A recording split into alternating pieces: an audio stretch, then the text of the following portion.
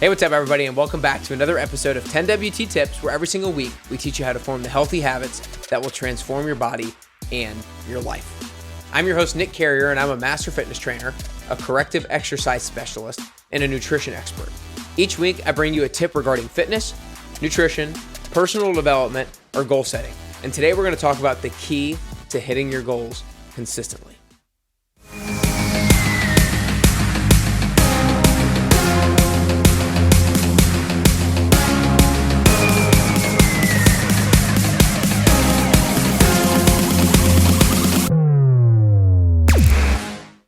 Hey, what's up, everybody, and welcome back to another episode of 10WT Tips. Today, we're going to talk about hitting your goals consistently, which is something that every single one of you want to do at a higher level. Even me, I want to hit my goals more consistently at a higher level. And one of the biggest failures around goal setting, around the teaching of goal setting, is people tell you that you should set goals, but people don't do a great job of explaining how to go about setting goals in a manner that actually sets you up for success. It's my experience that a lot of people hate the topic of goal setting. And the reason why they hate the topic of goal setting is because they're never taught and they never achieve their goals. And if you never achieve your goals, then what's the point of setting goals in the first place, right? Like, if you can never achieve your goals, if you see yourself as somebody who can't achieve the goals that they set for themselves, then there's no reason to set goals in the first place. And so when somebody has that feeling about goals and then they hear somebody talk about goal setting, they just roll their eyes. But I am here to tell you that goals are essential to create for yourself. They're absolutely essential if you want to progress closer to the person that you were made to become and the person that you want to become. And so it's important for me to teach you how to actually go about hitting your goals consistently. And so people set goals all the time, like weight loss, or I want to lift heavier, or I want to run faster. But the thing about those three goals, losing weight, lifting heavier, or running faster, when people say, I want to get to this weight, I want to lift this amount of weight, and I want to run a certain distance in this amount of time, those three things are what are called lag measures. A lag measure is something that you can't do anything about. By the time that you see what the metric is, everything that's going to determine that metric has happened in the past. So for example, like when you go and step on the scale, the number that pops up, you can't do anything about it in the moment. Like, you cannot do anything about the number that's going to pop up on the scale. All of the decisions that you've made in the past are going to dictate what number pops up. So the question to ask yourself is, what are the main decisions that are determining the number that pops up? Same thing if I'm looking to lift a certain amount of weight. If I'm trying to squat a certain amount of weight or bench press a certain amount of weight.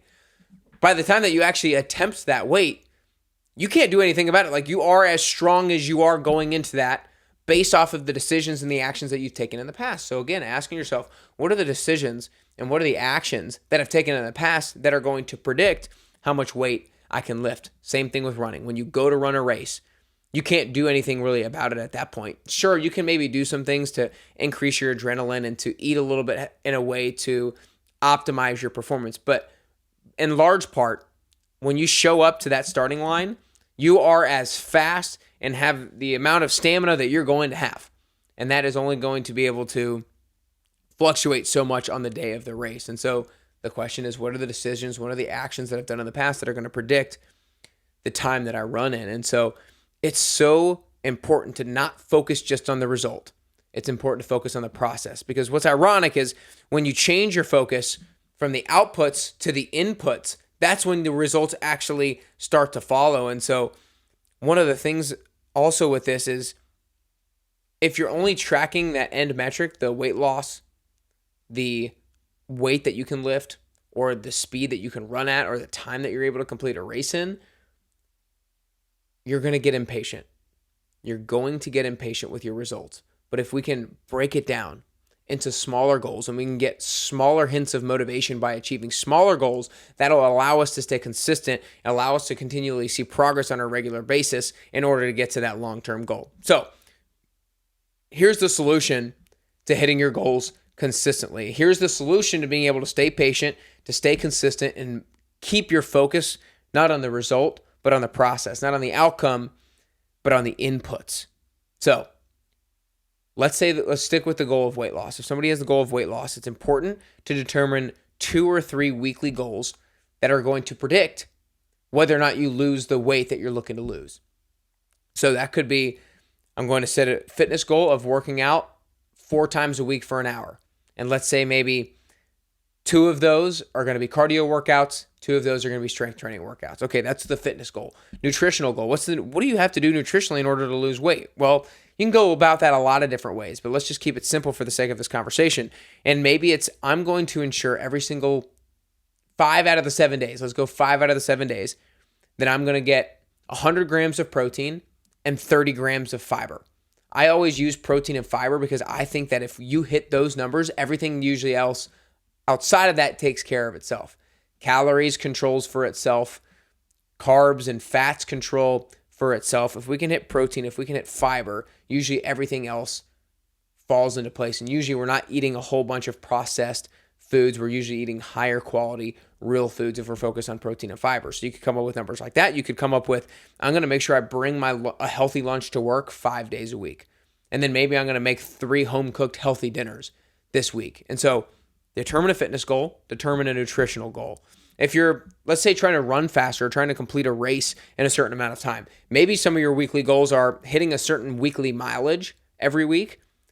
Maybe another weekly goal is ensuring that you get in recovery work, maybe sure you're doing mobility, or making sure that you're doing something like cryotherapy, or you're doing something that allows blood flow to be recirculated post-exercise. And then maybe you have a strength weekly goal as well with running. So to make sure that your muscles are staying strong and being supported in injury prevention. And so if you have a running goal, maybe you have a weekly goal of hitting a total mileage, a recovery goal, and a strength goal.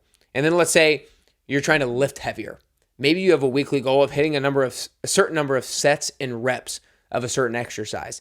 And then maybe you have a goal around protein intake, again, in order to make sure that you're able to build and or maintain your muscle mass along the path of being able to lift heavier. And so every single goal that you have, and it doesn't even have to be health and fitness, you can derive 2 or 3 weekly goals that will allow you to get there. And the reason, again, why it's so important, why the title of this episode is called Hitting Your Goals Consistently, is because, number one, if you only focus on that lag measure, the outcome, the weight loss, the time of your race, you're, number one, going to lose patience, therefore making you not execute on a regular basis. And number two, it's just, you need to find the things that are going to be the drivers of the result. If you are not identifying the key leverage points, the key actions that are going to determine the outcome, then you're not going to be able to be as effective with that goal in the first place. So identify what your goal is. Pick 2 to 3 weekly goals to help you get there. And with those 2 to 3 weekly goals, make sure they're very specific. Make sure there's a quantitative component to every single one of them. Make sure there's a specific number that you're trying to hit with every single one of them. I hope this helps, because I just find so many people are always focused on outcomes.